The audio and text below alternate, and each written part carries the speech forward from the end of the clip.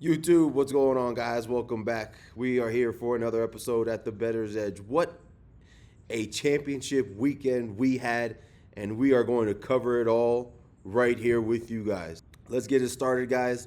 New England Patriots advanced to the Super Bowl by defeating the Denver Broncos 10-7 in an absolute snowstorm in the second half.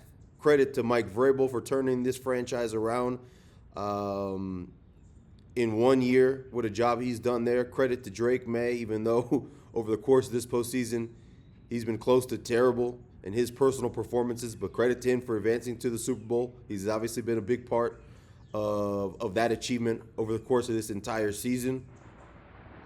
And enjoy the snowstorm games, guys, because pretty soon here, in about 5 or 10 years, these games are going to be few and far between. Seemingly every single team that plays outdoors is either close to moving to an indoor stadium or on the verge in the near future of moving to an indoor stadium. So these games outdoors where we're seeing these snowstorms in December, in January, those are going to be few and far between. And what a spectacle it was, at least from a viewership experience last night in Denver. But we talked about it on the preview show. We had a 15-star winner on the Denver Broncos yesterday. Doesn't matter what number you got. If you got it early in the week at 5.5, you won. If you got it middle of the week at 4.5, you won. If you got it right before kickoff at 3.5, you won, obviously, with a 10-7 final in favor of New England. And we talked about on the pregame show, guys, this Denver Broncos defense, especially up front, was going to cause too much trouble for Drake Maye and that New England Patriots offense. They had 3 sacks in the first half. I'm not sure exactly how many they had in the second half, but obviously, especially in the fourth quarter with New England facing the snow and the wind coming at them in their direction to their face, they really just held on to the lead and relied on a little bit of a run game to wind the clock down. They really didn't even try to score there in the fourth quarter, which definitely helped the case for the Broncos covering. But credit to Drake Maye, even though he didn't put up a ton of points, and even though he didn't perform all that well statistically, he didn't turn the ball over. And ultimately, that was one of the main reasons why they were able to win this game. While Jarrett Stidham got off to a little bit of a shaky start, 0 for his first 3 pass attempts, he then hit that big play downfield to Mims, was able to find the end zone early. But after that, credit to Vrabel and this Patriots defense for finding answers to slowing down Jarrett Stidham and that Denver Broncos offense. They didn't have any answers in the second half. You can blame the weather conditions. It sure didn't help, because all season the Denver Broncos really struggled to find any kind of ground game. So when you factored in the weather conditions, Denver's inability to run, you could really make an argument that the weather conditions probably helped the New England Patriots more than it did the home team for the Denver Broncos in this matchup. As I mentioned already, big credit to New England advancing to Super Bowl 60 as the AFC representatives. It's kind of absurd that this franchise, after 20 years of dominance, took only 2 years off, seemingly, of being in the gutter. Obviously, it's been more than 2 years since they've been to the Super Bowl, but they were in the gutter for like 2 years, and now they're back in the Super Bowl representing the American Football Conference. Moving to the night game, guys. We talked about it on the show in the preview. The easiest, in my opinion, and I didn't bet it and I didn't even mention it, but I did comment on it. The easiest bet in that game was the over. 45.5, 46, whatever number you had, even 46.5 you had earlier in the week. It flew over that number. No defense, whether we're talking about the Seattle Seahawks defense or even the Los Angeles Rams defense, we saw it in the second matchup, and it carried over into the third matchup last night. No defense had any answers for these offenses. And there's only so much you can do defensively to try to scheme up new things when the opponent has already seen you 2 times. So I knew that these offenses were going to have a field day. Matt Stafford had a huge game, close to 400 yards passing, 3 touchdowns. But obviously speaking, the story of the night is Sam Darnold. You got to give this man his flowers. I doubted him all season. I'll take the heat for that. I have no problem doing so whatsoever. I doubted him seemingly the entire season. He's now advancing to the Super Bowl. Credit to him for putting on the performance of his lifetime in the biggest game of his life. When the lights shined brightest, Sam Darnold put in his best performance, and there is a lot to be said about that. 350 yards passing, 3 touchdowns, no turnovers.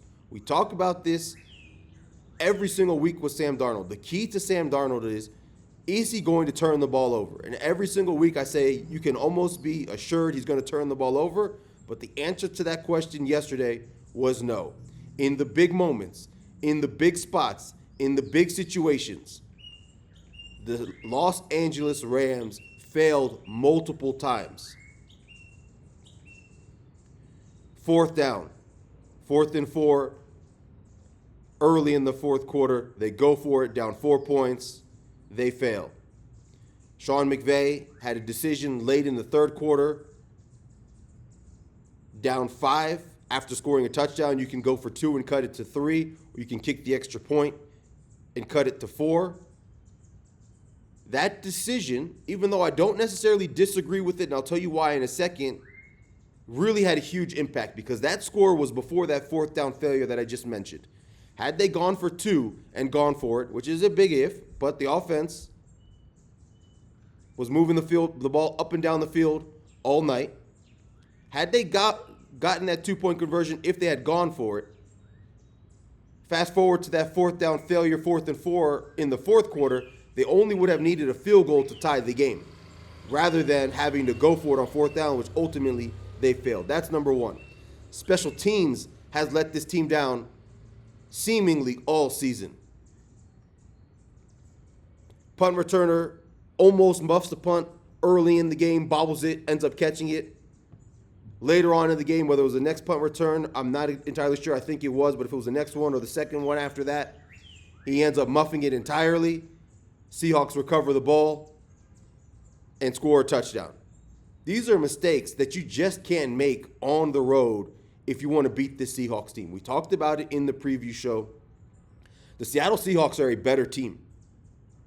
From top to bottom, no question the Seahawks are better than the Los Angeles Rams.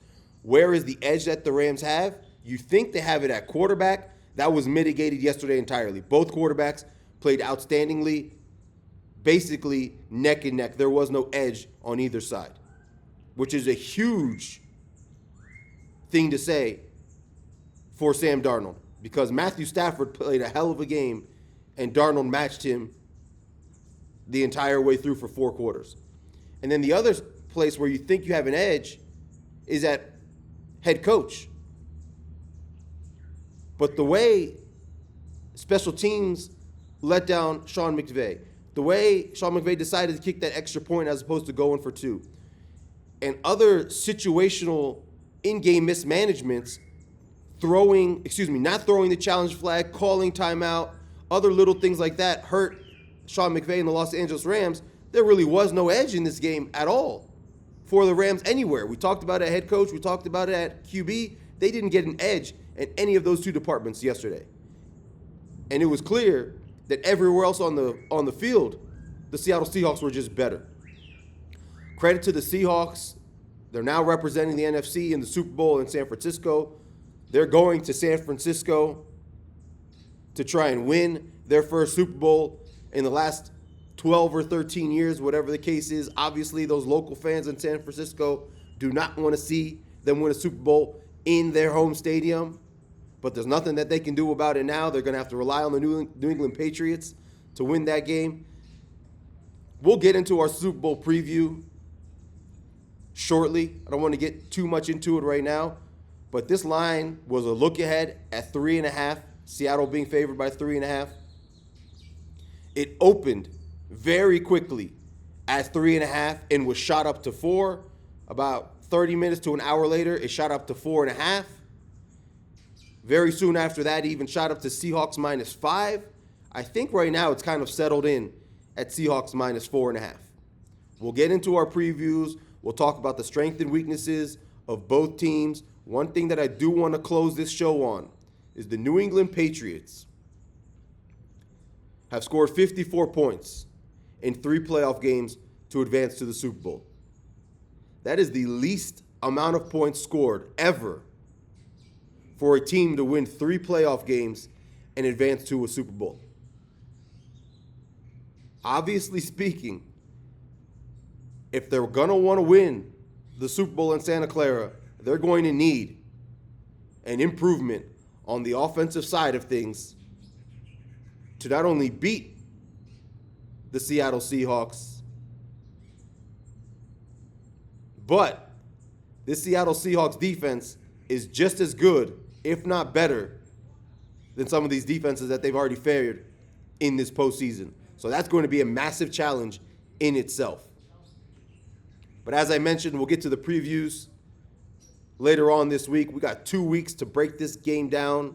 We'll probably get into player props. We'll probably get into a little bit of prop betting as far as maybe the anthem, as far as maybe the coin toss, just a little bit of fun props that the Super Bowl has to offer. And at the end of the day, obviously, we'll have our best bets and our predictions for the big game. But like always, guys, thanks for watching. Like the video, subscribe to the channel. We finished the season with our first ever 15-star play. I highly doubt it's going to be a bigger play than that in the Super Bowl, looking at this line where it's sitting right now. But we're in the green for an entire NFL season once again. We did it in college. We did it in the NFL. Thanks, guys, for watching. I'll be back shortly